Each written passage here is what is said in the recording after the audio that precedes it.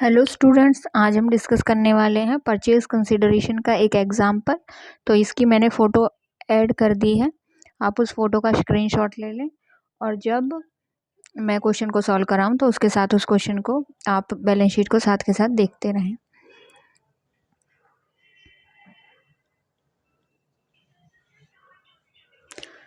Question में हमारे है एक टिक लिमिटेड, दूसरी है 20 लिमिटेड। दोनों कंपनीज का अमलगमेशन हुआ है और जो टिक लिमिटेड है उसकी एसेट्स का वैल्यूएशन किस तरह होगा और 20 लिमिटेड की एसेट का किस तरह वैल्यूएशन होगा, ये क्वेश्चन में दिया हुआ है।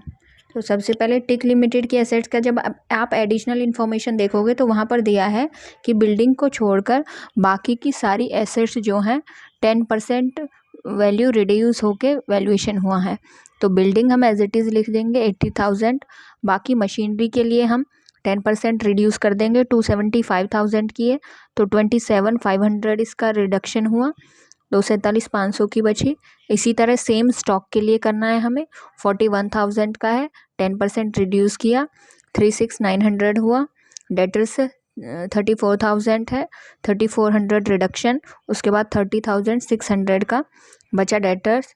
इसके बाद कैश को एज इट इज़ लिखना है, कैश में कोई रिडक्शन नहीं होता है। उसके बाद बात आती है आउटसाइड लाइबिलिटीज़ की। आउटसाइड लाइबिलिटीज़ में आप क्या देखोगे कि टिक लिमिटेड की जो लाइबिलिटीज़ हैं उसमें है क्रेडिटर्स हमारे 25,000 के, वो लिख देंगे। डिबेंचर है 50,000 के, वो लिखे जाएंगे। और एम्प्लॉय प्रोविडेंट फंड भी हमारा आउटसाइड लाइबिलिटीज़ में आता है, इसको भी यहाँ लिख लेंगे। इस तरह आउटसाइड लाइबिलिटीज़ का टोटल हमारा आएगा 82,500 और हम अपने एसेट के टोटल में से इस लाइबिलिटीज़ के टोटल को लेस कर देंगे तो हमारे पास आ जाएगी नेट एसेट। इसके साथ साथ एडिशनल इन्फॉर्मेशन में एक स्टेटमेंट है कि जो नेट वैल्यूएशन आपका आएगा उसका 5% आप गुडविल का ऐड करेंगे। तो इसमें नेट वैल्यूएशन हमारा आया है 3,15,000। अब इसका 5% निकालेंगे, वो आएगा 15,750, ये ऐड कर देंगे तो ये आ जाएगा purchase consideration for tick limited. Tick limited के लिए परचेज कंसिडरेशन हमारा ये आ गया है। एक बार इसे स्टार्टिंग से देखते हैं हम। सबसे पहले हमें असेट लिखनी है, जैसी इन्फॉर्मेशन दी है, building as it is, machinery, stock, debtors, बाकी 10% रिड्यूस करके, उसके बाद कैश। उसके बाद क्या करना है, आउटसाइड लाइबिलिटीज़ लिखनी है बैलेंस शीट के अकॉर्डिंग। ये आ गई हमारी नेट एसेट। और जो न्यू स्टेटमेंट है इसमें वो है नेट वैल्यूएशन का 5% आप गुडविल का ऐड करें। तो जो नेट एसेट आई है उसका 5% गुडविल का ऐड करके तब हमारी इसमें फाइनल परचेज कंसिडरेशन आएगी।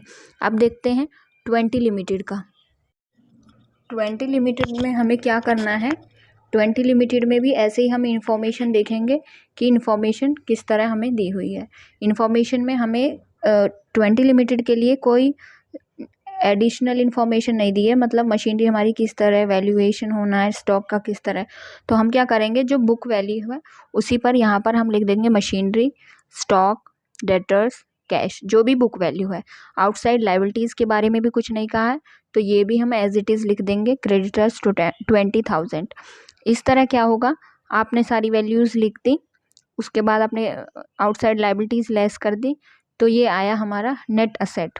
इसमें भी सेम करना है, 5% of net valuation for goodwill, तो ये आएगा हमारा 150 का 7,500। इस तरह इसमें परचेज कंसिडरेशन आएगी 157,500। तो इस तरह आप जब न्यू स्टेटमेंट इसमें ऐड हुई है गुडविल के लिए कि नेट वैल्यूएशन का 5% आप गुडविल लें, तो उसका ट्रीटमेंट किस तरह करना है वो मैंने इस क्वेश्चन में समझाया है। इस तरह आप, मतलब जैसा आपका क्वेश्चन कमांड करता है आपको वैसे ही वैल्यूएशन करना है, एक दो कंडीशंस उसमें ऐड हो सकती हैं। तो इस तरह आप परचेज कंसिडरेशन में अगर थोड़ा बहुत चेंज हो कंडीशंस में तो आप इस तरह कैलकुलेशन कर सकते हैं।